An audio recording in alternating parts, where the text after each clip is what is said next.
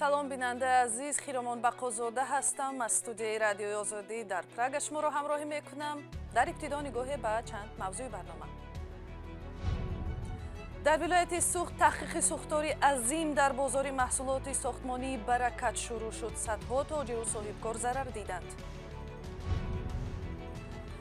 Ӯзбекистон дар остонаи интихоботи президентии пешбиниҳо аз пирӯзии Мирзиёев, умедҳои барбодрафтаи шаҳрвандони Ӯзбекистон ва нигоҳе аз Тоҷикистон ба ояндаи ҳамкориҳо.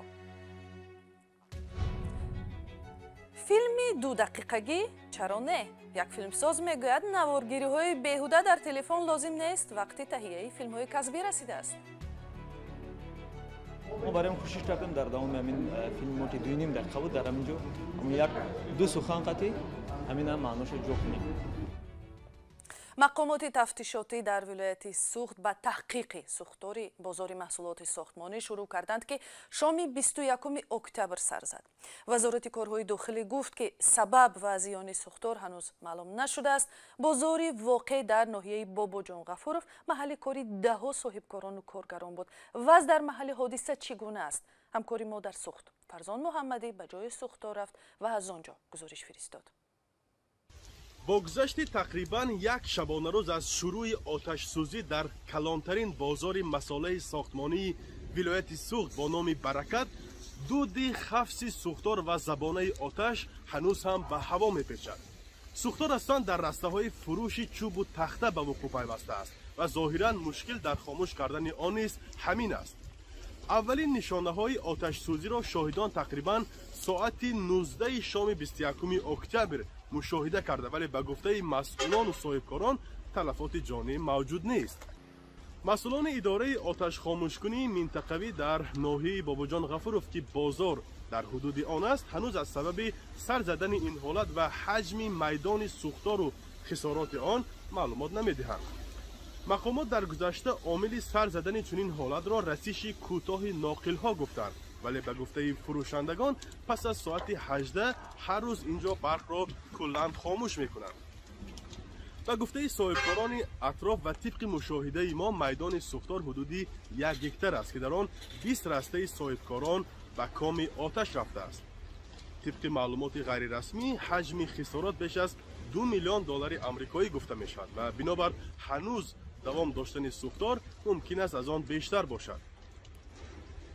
بازار در شهرهای خوجند کانیبادان جایگیر شده است. در این بازار سال 2018 نیز سوختار سر زده بود.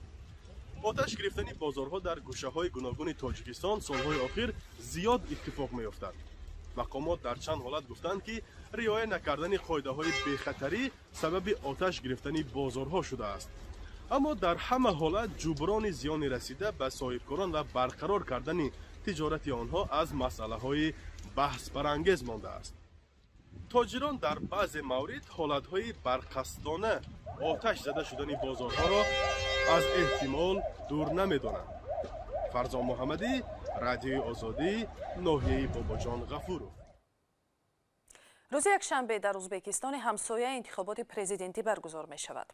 انتظار می رود که پرزیدنت شوکت میرزیوف این نوبت نیز پیروز خواهد شد.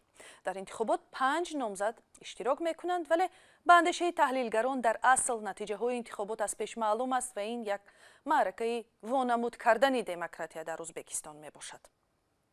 و حالا در استودیا با ما همکارم سیراج‌الدین اسلام هستند که انتخابات ازبکستان را پیگیری میکنند. سیراج‌الدین، ما دیدیم که میرزیوف شخصا با ملاقات با انتخاب کننده ها به منطقه ها رفت. سازمان امنیت و همکاری اروپا گفت که ناظرانش را به انتخابات میفرستد. 5 نامزد اشتراک میکنند، ولی تنقید زیاد است. چرا؟ بله، تنقید واقعا زیاد است. خیرامان، در انتخابات 5 نفر از جمله خود رهبر کنونی کشور شوکت میرزیوف پیشبری شدند که همشان رهبران حزب‌های سیاسی جانبدار حکومت هستند. حزب دموکراتی ارکی یگانه حزب عمده مخالف است، از حق شرکت در انتخابات محروم است. این حزب ممنوع بیش از 25 سال است که فعالیتش را بیرون از کشور ادامه می‌دهد. انتخابات پرزیدنتی را تحریم کرده است. آوازخوان معروف جهانگیر آتاجانوف که چند ماه قبل از حزب ارک پیشبری شده بود، پس از فشارهای زیاد مجبور شد از فعالیت سیاسی دست کشد. در چنین وضع معرکه انتخاباتی در ازبکستان بدون هیجان می‌گذرد، زیرا رقیبان شوکت میرزیویف از چهره‌های معروف در جامعه ازبکستان نیستند. امروز تمام ساختارهای دولتی، رسانه‌های خبری تبلیغ یک نفر را می‌کنند: شوکت میرزیویف 63 ساله. او از سال 2016 قدرت سیاسی را در ازبکستان بر عهده دارد. خیرامان؟ بله، سیراجدین یک گپ پیکی حامی حقوق ندیجده تای و گفت به یادم می آید، او گفت میرزیویف به وعده های 5 سال پیشش وفا نکرد. چرا چنین شد و یا اصلا درست بود که از میرزیویف انتظارات زیاد اصلاحات تقاضا می شد؟ واقعا انتظارات زیاد بود. اکثر مردم فکر کرده بودند که شوکت میرزیویف پیش از همه اصلاحات سیاسی را پیش میبرد، ولی در عمل این گونه نشد. در کشور یگان حزب مخالف وجود ندارد. دیگر اندیشان مخالفین رژیم که اکثرشان در زمان رهبری اسلام کریموف کشور را ترک کرده بودند، امروز هم حق برگشتن به کشور را ندارند. اکثریت امید میکردند که ازبکستان با آمدن میرزیویف در ساحه اقتصادی حداقل به نتیجه خوب میرسد، ولی میبینیم که میلیون ها شهروندان ازبکستانی برای جستجوی کار بر روسیه و قزاقستان مهاجرت کردند و امروز هم همان پول این مهاجرت است که زندگی میلیون ها نفر را در ازبکستان چرخ میزناند. ولی به گفته تحلیلگران محلی در سالهای اخیر حکمرانی میرزیویف آنها شاهد دیگرگونی‌های خوب اقتصادی بودند. مثلا حکومت هنگام همکاری با سازمان‌های بین‌المللی وابستگی یک طرفه خود را از درآمد مهاجرتی یا پخته کاهش داد و اقتصادیات نسبتاً رشد کرد. بله. اما چیزی که به این روند مانع ایجاد کرده است و امروز هم این احساس میکنیم، فساد گسترده در ازبکستان است که به گفته تحلیلگران کشور را به گمراهی برده است. بله، وقت داریم یک سوال دیگر میدهم. به نظر شما سیراج‌الدین، رهبری میرزیویف که خب غلبه‌اش ظاهراً حل شده است، برای همسایه‌های تاجیکستان، مثلا برای آینده همکاری‌ها با تاجیکستان، کشورهای همسایه، چی تاثیر میتونه داشته باشه؟ البته با آمدن شوکت میرزیویف روابط ازبکستان با کشورهای همسایه خیلی خوب شد، مخصوصاً با تاجیکستان روابط این دو کشور حسن است. گفتن میتونیم از بسیار بد گوییم که در زمان کریموف بود به بسیار خوب تبدیل یافت. در همه عرصه ها همکاری رشد کرده ایستاده است و از این لحاظ ماندن میرزیویف در سر قدرت به تاجیکستان فقط خوبی میآورد و بس. خیرامان؟ تشکر زیاد. همکارم سیراج‌الدین اسلام بودند با تحولات اخیر در اطراف انتخابات پرزیدنتی ازبکستان که قرار است 24 اکتبر برگزار شود و ضمناً برای پیگیری این حادثه سیاسی می توانید همان روز و دیگر وقت هم به سایت رادیوی آزادی مراجعه کنید، azadi.org.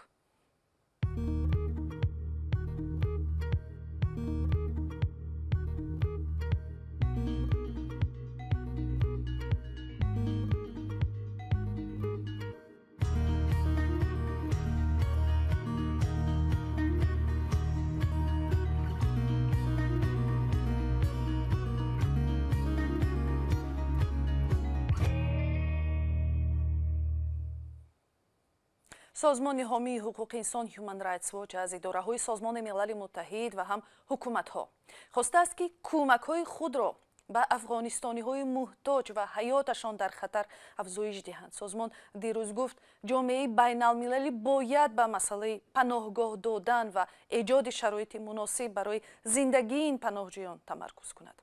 درباره وضع زندگی مهاجران افغانستانی و مراجعت‌های پی در پی آنها به اداره‌های سازمان ملل متحد در تاجیکستان همکاران ما علیشیر ظریفی و شهلای عبدالله گزارش می‌دهند.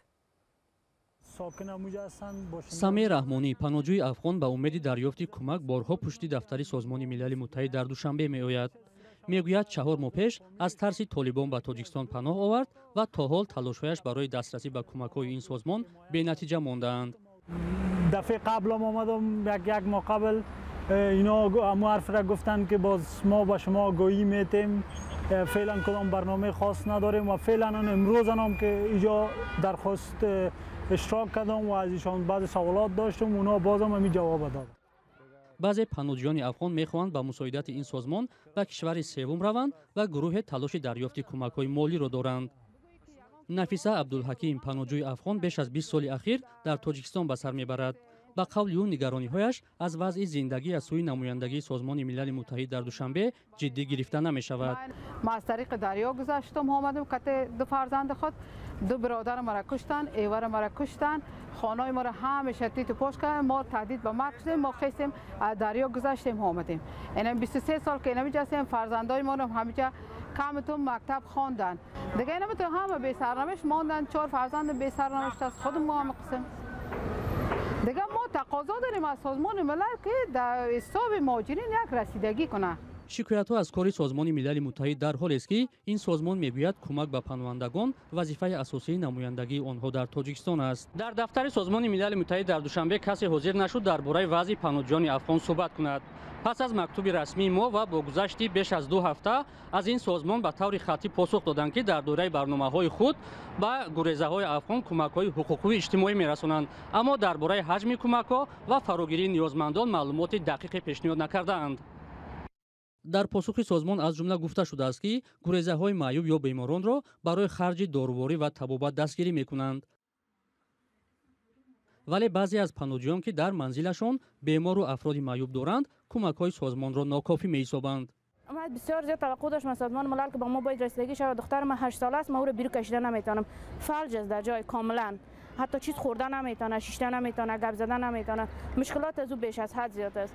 امی دختر من چون کسلی داره، به خاطر کسلی ازی به من ماهانه 100 سومونی بر من میتن، 100 سومونی ماهانه که 100 سومونی نه پیسه پامپرسش میشه. دختر من پامپرس نمبر 4 استفاده میکنه که یک ماده او 120 میاد، یک پچکیش است، یک بستیش است و بس تمام.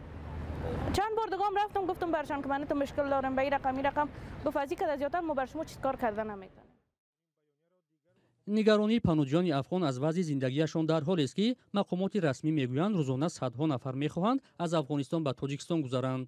саймумин ятимов раиси кумитаи давлатии амнияти миллӣ чанд рӯз пеш гуфт дар муддати 2 моҳи гузашта 15 000 панӯҳҷӯи афғон ба тоҷикистон ворид шудаанд. дар шаҳри хуҷанд имрӯз бо мусоидати сафорати амрико ҷашнворае идома кард ки бахши аз он намоиши филмҳоест ки худи шумо ҳам бардошта метавонед. дар ҷашнворае бо номи Go Viral ки дар душанбе ҳам сурат гирифт, ҷавонони навкор чандин филми кӯтоҳро ба намоиш гузоштанд. ҳамкори мо Нигораи Фазлиддин яке аз тамошобинони ин филмҳо буд. акаҷон, ака, рака, якомсум хайр кунен савоб мегиред. داداجان میدان ندارم. غمش خوردی اکاجان اون فروشنده در میدان میکنه. بعد وای میدان میکنه؟ بله اکاجان با آسانی. دو نابالغ قهرمانان فیلم 2 دقیقه‌ای نانی حلال. طریق زندگی آنها راهی درست و نادرست زندگی را نشان میدهند. رحمت اکاجان خدا خیر تقبل کنه. دیدی من به سودای تو چه خیلی یاردم کردم. تو به من یاردم نکردی، تو به خدا یاردم کردی. شکره. چه خیلی که نباشه من نظر به تو نان حلال کار میکنم.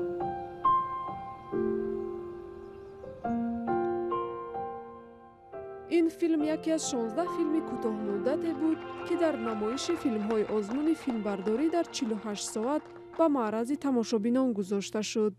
نمایش فیلم‌ها در دایره جشنواره اطلاعاتی و تکنولوژی Go Viral در دوشنبه برگزار شد.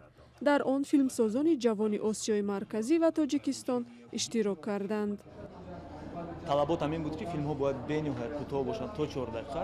мо барои он кӯшиш кардем дар давоми ҳамин филми ки 2.5 дақиқа буд дар ҳамин ҷо ду сухан қатъи ҳамина маъноша ҷо кунем.